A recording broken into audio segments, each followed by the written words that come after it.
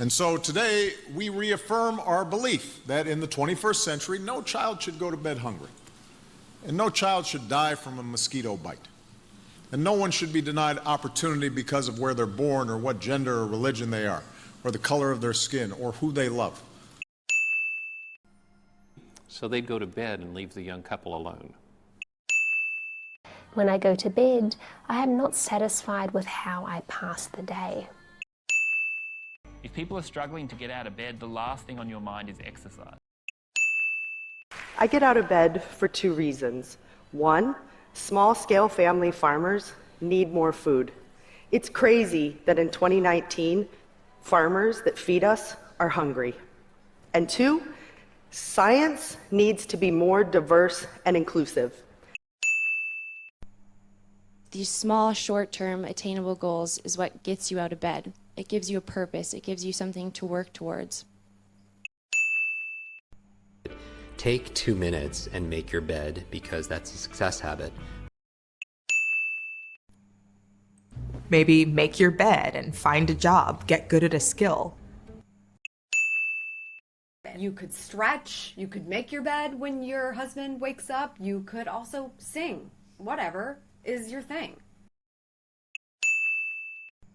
So I could change the bedtime, or could give them more screen time for Instagram if they ask for it, or things like that.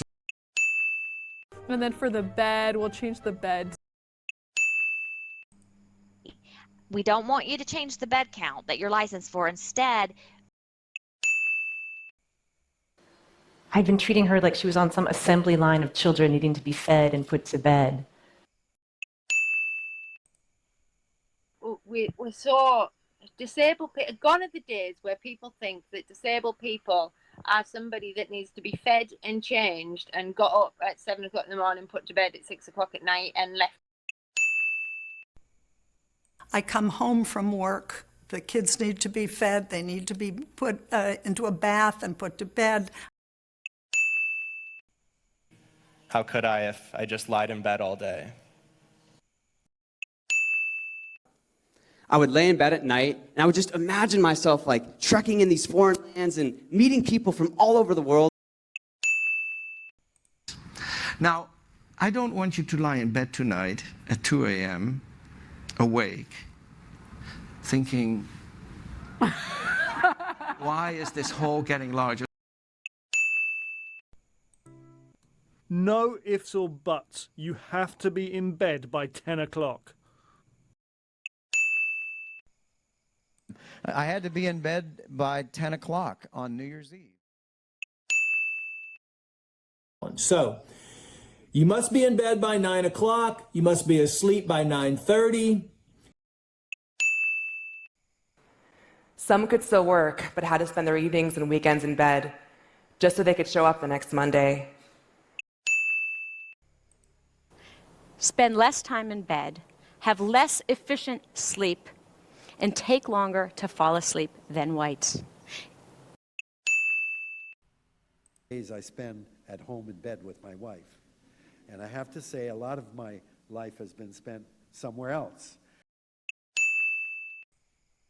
Hey there, my name's Patrick, and I'll be showing you how to make a bed tray so you can have breakfast in bed.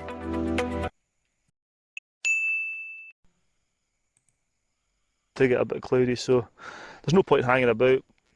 I'm going to have some breakfast in bed. They may help out more with the household chores, or even prepare breakfast in bed. Because fewer people smoke in bed or in their couches or whatever.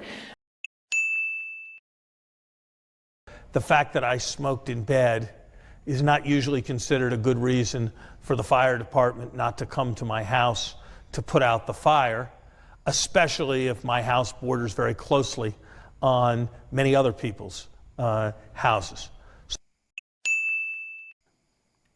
Please ensure that you never leave your cooking unattended.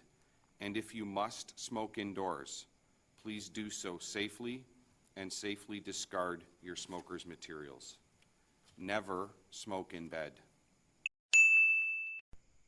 Sometimes you're on call late at night when you'd rather be tucked up in your bed.